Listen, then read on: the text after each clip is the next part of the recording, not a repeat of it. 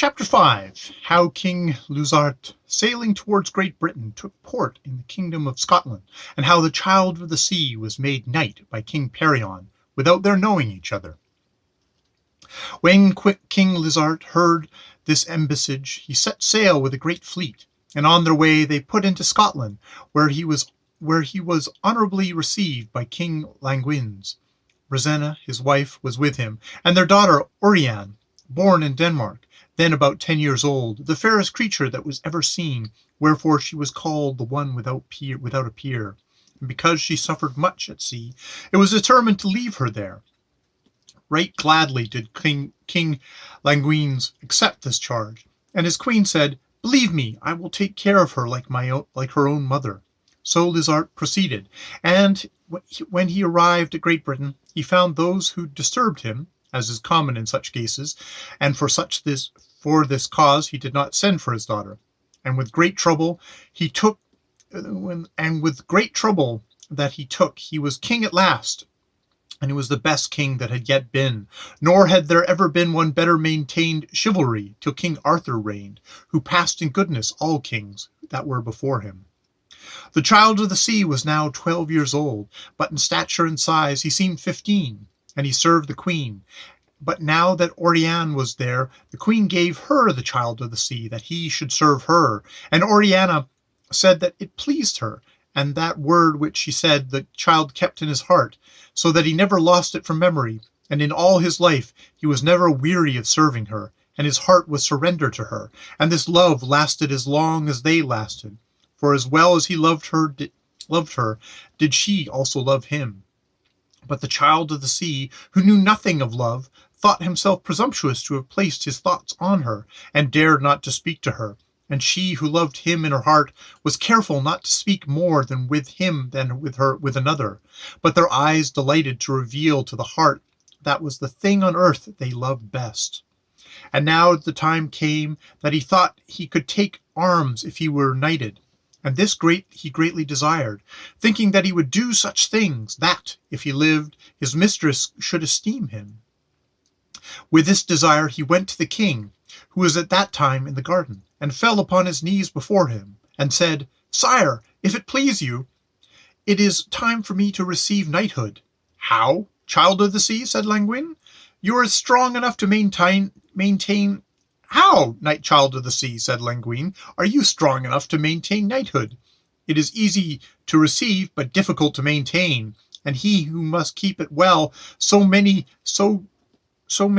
troubled, and if through fear he forsakes what he ought to do, better is death to him than life with shame." "Not for this," replied he, "will I fail to be a knight.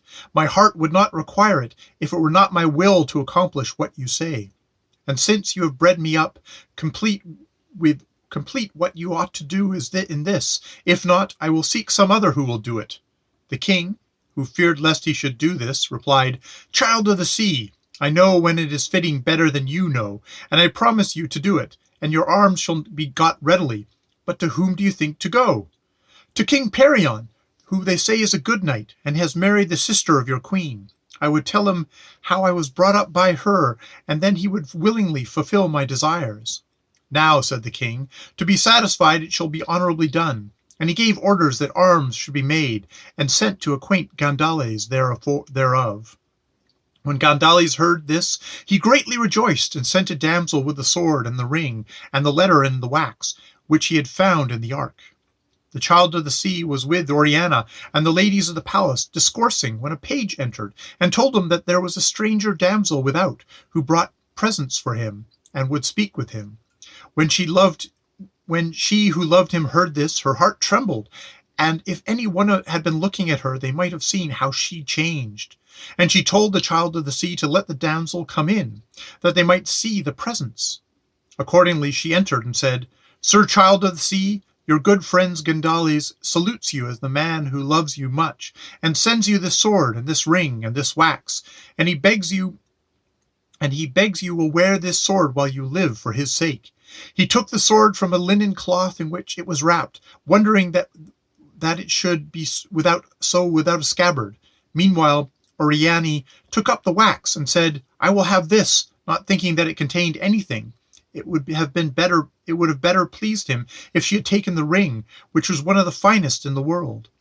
While he was looking at the sword, the king came in and asked him what he thought of it. It seems a goodly one, sir, said he, but I marvel, therefore, it hath no scabbard. It is 15 years, said the king, since it has had one, and taking him by the hand, he led him apart and said, You would be a knight, and you would know not whether right it should be, and you know not whether of right you should be one. I therefore tell you all that I know concerning you. And with that he told him all that Gandales had communicated. The Child of the Sea answered, I believe this, for that damsel said, My good friend Gandales had sent her, and I thought she had mistaken, and should have called him my father.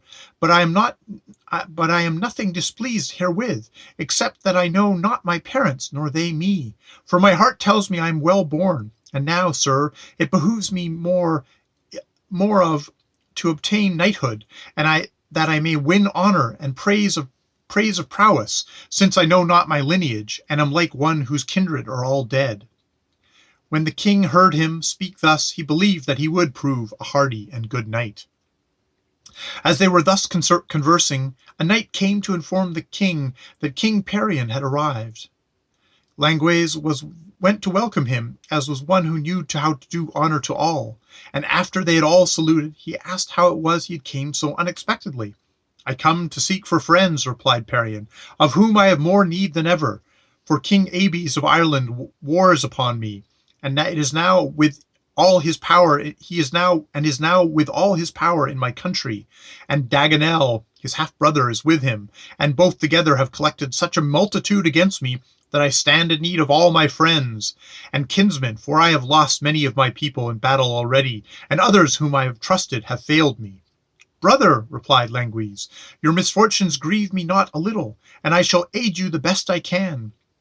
Argaze, who is already knighted, now came and knelt before his father, saying, Sir, I beg a boon.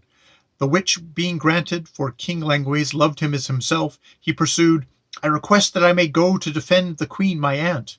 And I grant it, answered Langways, and you shall be as honorable and as well accomplished as may be. This while had the Child of the Sea been merely looking earnestly at Perion, not as his father, for as he knew nothing, but because of his great goodness in arms, of which he had heard the fame, and he desired to be made a knight by his hand, rather than by any man in the world. To attain this purpose, he thought it best to entreat the queen, but her he found so sad that he would not speak to her. And going to where Oriana was, he knelt before her and said, Lady Oriana, could I know by you the cause of the queen's sadness? Oriana's heart leapt at seeing him whom she loved before her, and she said to him, Child of the Sea, this is the first thing ye have ever asked of me, and I shall do it with all good will. Ah, lady, I am neither so bold nor worthy to ask anything from one like you, but rather to obey what it pleases you to command. What, said she, is your heart so feeble? So feeble that in all things towards you it would be fail me, except in serving you like one who is not his own, but yours. Mine? Said she. Since when? Since it pleased you. How since it pleased me? Remember, lady, the day whereupon your father departed, the queen took me by the hand, and leading me before you, said, I give you this child to be your servant, and you said it pleased you. And from that time I have held and hold myself yours to do your service, yours only, that neither I nor any other while I live can have command over me. That word, she said, you took with a meaning that it did not bear, but I am well pleased that it is so.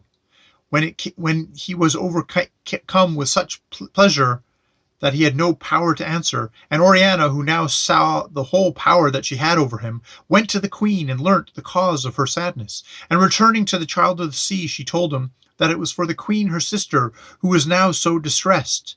He answered that if it pleased you that I were a knight, with your leave I would go and aid the queen her sister. With my leave? And what without it? Would not then go?